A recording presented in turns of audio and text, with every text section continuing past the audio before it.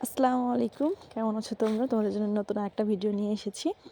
এটা হচ্ছে চাল কুমড়া, তোমরা সবাই এটাকে চিনো। এটা হচ্ছে ভাজি করে খায়, পাকলে মুরব্বো করে খায়। এটা দিয়ে আজকে আমি মুরব্বো করব। একটা হচ্ছে আমাদের ঘরে কাটা ছিল, মানে আগে থেকে কাটা ছিল, আর এটা হচ্ছে আমি এসে কেটেছি। তো বাটতে যে একটা ভেঙে একদম চৌচির হয়ে গেছে।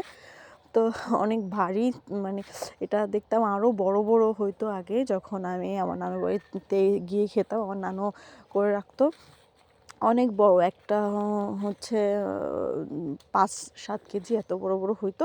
এটা একটু ছোট হয়েছে এগুলো, জানি না কেন।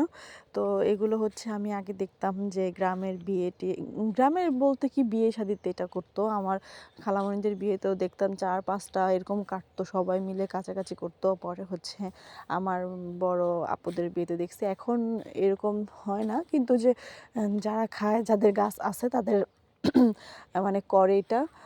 তো আমার এটা খেতে খুবই ভালো লাগে। এই যে আমি কেটে নিয়েছি, ধুয়ে নিয়েছি, তো অনেকগুলো হয়েছে। আমি ভাবিও নেই এতগুলো হবে, এটা আমার ফার্স্ট টাইম যে করা। আমি বলছি আমি করব, তো আমি কেটে কুটে নিয়েছি, এই যে ধুয়ে নিয়েছি পরিষ্কার করে। এখন এটা আমি ভাপ দিব। হ্যাঁ, এটা অনেকেই আছে ভাপ দেয়, আবার অনেকেই আছে ভাপ দেয় না। তো এটা আমি ভাপ দেওয়ার জন্যই নিয়ে এসেছি পাতিলে করে, একটু পানি দিয়ে ভাপ দিব। আর এটা হচ্ছে একা একা বানানো যায় না, অনেক মানুষ লাগে, প্রায় 3-4 জন হলে ভালো হয়, কারণ যেগুলো কাচতে হয় সুন্দর করে। তো আগে দেখতাম যে খেজুরের কাঁটা দিয়ে কাচতো, এখন ওরকম খেজুরের কাঁটা নেই। তো এই যে আমার ভাপ দেওয়া হয়ে গেছে, এখন আমি ঢালবো। আমি ঢালতেও পারতেছি না, আর এর মধ্যে গরম পানি, অনেক ভয় ভয় করতেছে ঢালতে। এই যে আমার মানে হালকা একটু ভাপ দিয়ে নিয়েছি, কারণ বেশি ভাপ দেওয়া যাবে না, বেশি ভাপ দিলে কাচতে পারবো না। 1-2টা মানে বলক ওঠার পরেই করছি। এই যে এখানে 3-4 জন মিলে কাছাকাছি করতেছে। ওই যে কাঁটা চামচ, আসলে কাঁটা চামচ দিয়ে সুন্দর হয় না, এটা ফেড়ে ফেড়ে যায়। তো এই যে আমার কাচাকুচি শেষ। এখানে অনেক পানি জমা হয়েছে, এখন এই পানিগুলো আমি চিপে চিপে নিব, কারণ যে পানির রস থাকলে হবে না। এমনি সব হচ্ছে কাঁচা জিনিস, এটার মধ্যে অনেক রস থাকে।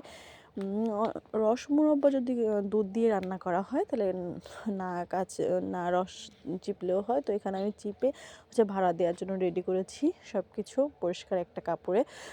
এখন এটা ভাড়া দিব যত কিছু আছে, লেপ কম্বল দিয়ে ভাড়া দিব।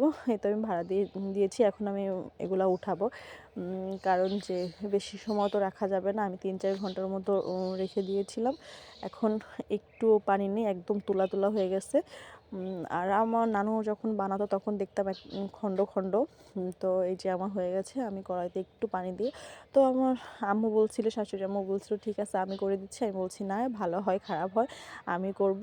ওনারা যখন করতো দেখতাম সাদা সাদা টুকরো টুকরো হতো, তো আমি একটু নিজে করতে চাইছি, যে দেখি কেমন হয়। এই যে চিনিটা বলক হয়ে গেছে, প্রায় শিরা শিরা হয়ে গেছে। এখন আমি চাল কুমড়াগুলো দিয়ে দিচ্ছি, কারণ যে এখনই দিতে হবে।